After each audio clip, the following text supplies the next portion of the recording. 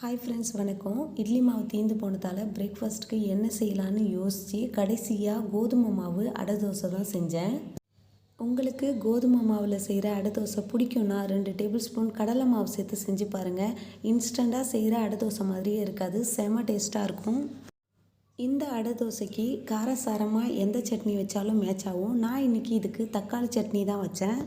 லஞ்சுக்கு காலிஃப்ளவர் பொரியல், ரைஸ், சாம்பார், கீரை பக்கோடா, பாயாசம் இதெல்லாம் தான் செஞ்சேன்.